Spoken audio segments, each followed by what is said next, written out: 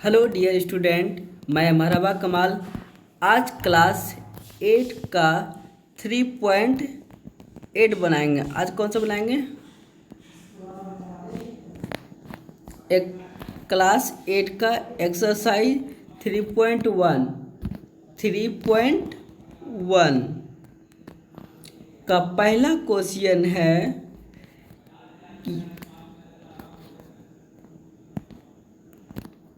यहाँ पर कुछ आकृतियाँ दी गई है, जैसे आकृति नंबर 1, आकृति नंबर 2, आकृति नंबर 3। इन सभी आकृतियों को आपको कॉपी में अच्छे से पेंसिल और स्केल के माध्यम से अच्छे से बनाना है। और सब कौन सी आकृति का नाम क्या है, इसके बारे में आपको वर्गीकृत कर लिखना है। तो क्वेश्चन नंबर 1 का हल, सबसे पहले आपको क्वेश्चन नंबर 1 का हल लिख लेना है। हल लिख के आपको ए नंबर में दिया हुआ है साधारण वक्र। अब यहाँ पर जो इतनी सारी आकृति दिया हुआ है, इसमें से कौन कौन सा साधारण वक्र वाला आकृति है, तो हम जान लेंगे कि 1, 2, 5 और 6 और 7, ये 1, 2, 5, 6, 7 कौन सा कैटेगरी का आकृति है? साधारण वक्र का आकृति है। कौन सा कैटेगरी का? साधारण वक्र का। 1, 2, 5, 6, 7, ये सब कौन सा कैटेगरी का आकृति है? साधारण वक्र का।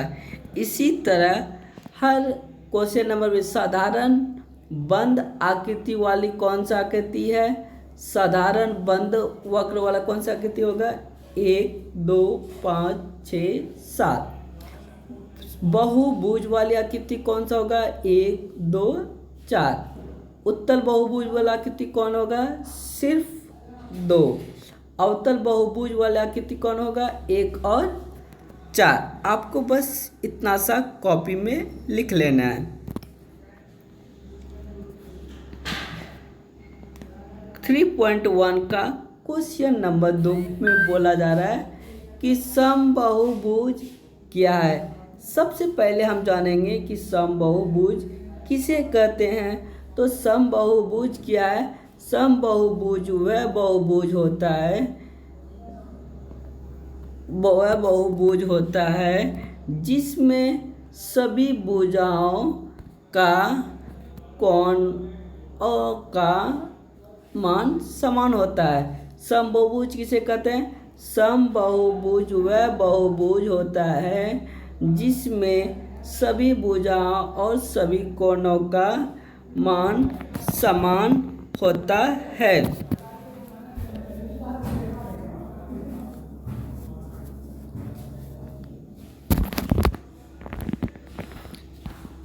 आपको इतना इसका परिभाषा लिख देना है।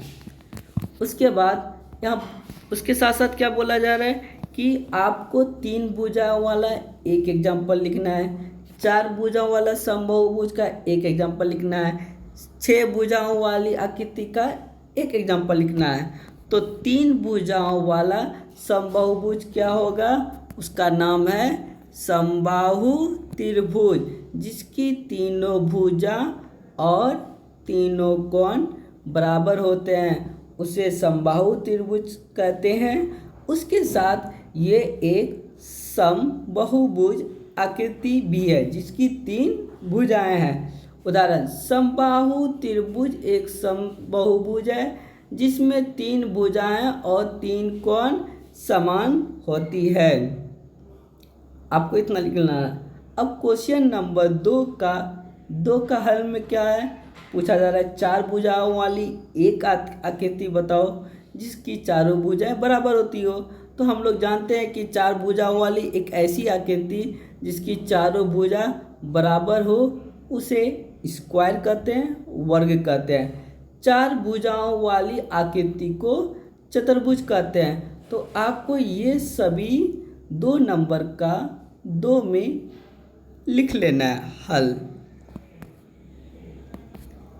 अब वर्ग क्या है, वर्ग की परिभाषा भी लिख लेना अच्छा रहेगा।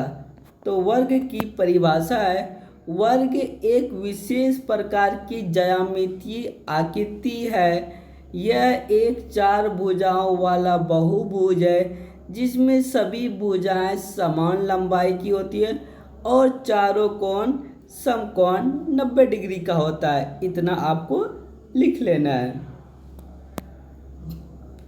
अब क्वेश्चन नंबर 2 का 3 भुजा वाला आकृति देख लिए, 4 भुजा वाला आकृति देख लिए। अब हमें 6 भुजाओं वाली आकृति वाला देखना है।